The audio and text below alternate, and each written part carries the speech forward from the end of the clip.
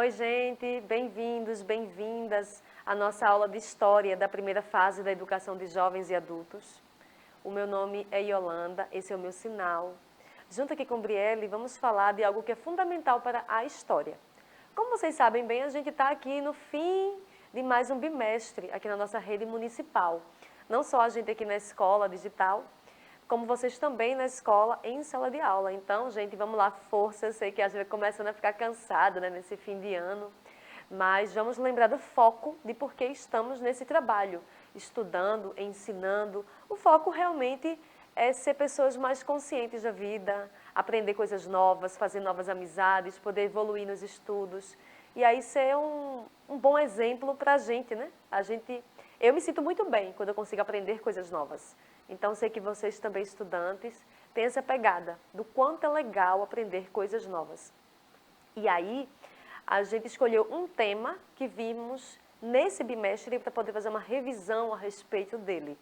E consultamos alguns colegas professores das escolas e o tema escolhido foi esse, falar a respeito dos registros históricos. Por quê, gente? Porque ele é fundamental para poder se entender a história. A história, como vocês sabem bem, ela é uma ciência, e toda ciência ela é feita a partir de dados, de observação, de fontes. A ciência não é aquela coisa de que, eu acho isso. Não, tem que ter algum registro, tem que ter alguma prova. Na história não é diferente. Qualquer trabalho historiográfico sério, ele é feito a partir de fontes. Então, hoje vamos ver alguns desses registros que quem veio antes de nós deixou para que a gente possa saber, para a gente possa estudar, para que a gente possa entender a história, tá? Ou uma parte dela, porque entender a história toda não é possível. Bem, começamos a nossa aula com uma frase do querido Paulo Leminski, grande poeta.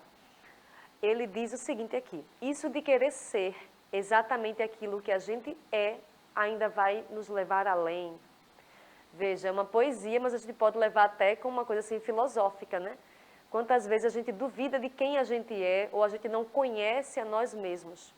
Mas quando a gente querer ser exatamente como somos, a gente avança, a gente pode ir além, a gente pode sonhar mais alto, a gente pode amadurecer enquanto ser humano. Então, na própria poesia, a gente pode achar muitos elementos de intenção de mundo, de se entender, de entender o mundo. Não à toa essa imagem aí, né? Tão sonhadora, uma criança voando no céu, em meio a malas. Só essa leitura de imagem, a gente poderia tirar várias observações, né? Mas vamos pensar aqui em leituras como essa. Estão aqui umas fotografias antigas, em preto e branco.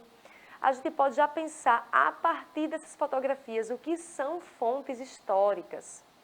Um resumo delas é dizer que são recordações de quem veio antes de nós.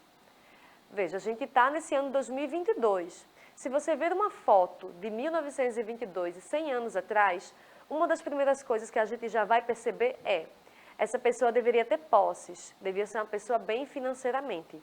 Porque há 100 anos atrás, poucas pessoas tinham condições financeiras de poder fazer fotografias. Fotografias eram coisa de pessoas mais ricas. Já hoje em dia, qualquer pessoa com um celular médio, mas se tiver um olhar bom, se souber captar a luz, já pode tirar uma foto. Veja. Mas fotografia não era uma coisa acessível até alguns anos atrás. Né? Pessoas que estão, como eu estou, nos 30 e poucos anos, sabem que na infância da gente, com 8 anos, com 9 anos, é uma coisa mais ou menos recente. Uma coisa de 25, 30 anos atrás. As pessoas não tinham acesso à fotografia assim. Quase ninguém tinha máquina fotográfica. Era uma exceção, era numa festa, era num casamento, que você tinha fotos. Era um bebezinho, né? Tiravam fotos para acompanhar a idade da criança até um certo tempo. Então, tudo isso são fontes, são coisas que nos mostram como era a história que estava antes de nós. Inclusive, a falta de fontes, como eu acabei de dizer. Não eram todas as famílias que tinham dinheiro, que tinham acesso a ter um álbum de fotografias. Vocês devem lembrar bem disso. Outra coisa, que a gente ainda andando pelo centro daqui do Recife, ou em alguns bairros que a gente vê, e a gente lembra, eita, já usei muito isso quando precisava. Aquele orelhão para fazer ligações. As pessoas mais jovens de hoje talvez nem se atentem no que era aquilo. Mas eu, na minha infância, eu me lembro muito bem que estava lá. Nas ruas mais movimentadas, tinha aquele orelhão, que estava lá o telefone fixo. A gente pegava o telefone, colocava um cartão, né? As pessoas um pouco mais velhas ainda usavam fichas de metal. E você poder fazer uma ligação para São Paulo, para o Rio de Janeiro, como era caro, minha gente. Hoje, a gente com celular, com acesso à internet, você faz ligações de vídeo para pessoas que estão do outro lado do mundo. Então, tudo isso são fontes de contando como era a nossa história, de como é que a gente se comunicava. Então, estão vendo como a história ela faz parte do dia a dia, ela faz parte da vida? Às vezes, a gente pensa nas fontes como no caso dessa imagem, né, das pinturas rupestres, né, que são pinturas que tem inclusive aqui em Pernambuco, lá no Vale do Catimbau. A humanidade está contando a sua história. Então, pinturas como essa aqui no Vale do Catimbau, ela tem mais de 8.000 anos. Então, foi uma forma de contar pinturas assim, de que há 8.000 anos atrás já existiam seres humanos lá no Vale do Catimbau, gente, aqui em Pernambuco. Vamos ver aqui essa imagem aqui do Passo do Frevo, né? Ele já foi o cais da alfândega, então tudo para entrar na cidade tinha que passar por esse prédio. Então, os próprios prédios antigos, eles são registros do que estão em nossa cidade, de como era a arquitetura, do que era feito, de como funcionava, né, a cidade. Então, a gente também pode pensar não apenas no passado, mas nesse registro do agora. Eu dei o exemplo do celular, né? E aí, através de um filme no celular, você aprendendo uma música, você fazendo uma foto, um registro, isso também é uma fonte histórica. As músicas que a gente aprende, as músicas que a gente canta hoje, são músicas diferentes de como as pessoas cantavam há 60 anos atrás, há 20 anos atrás, porque são as coisas que são mais interessantes, que estão na moda, que tem uma gíria do momento. Então, até o momento presente, tudo isso pode contar como fonte histórica, pessoal.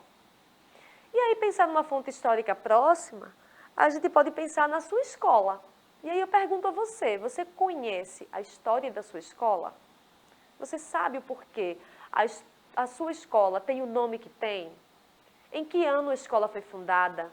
Se tem algum tipo de registro sobre a fundação da escola, a escolha do nome da escola. Tudo isso, gente, é a história no nosso dia a dia. A gente pode começar a partir da sua escola. Então, eu sugiro para vocês essa atividade. Vocês podem fazer uma pesquisa a respeito dela, podem perguntar às pessoas mais velhas da comunidade, ou a um diretor, diretora, alguém que conheça a história da escola. E aí você vai estar se apropriando de um momento tão importante, que também é o momento presente. Abraço, gente, até a próxima aula.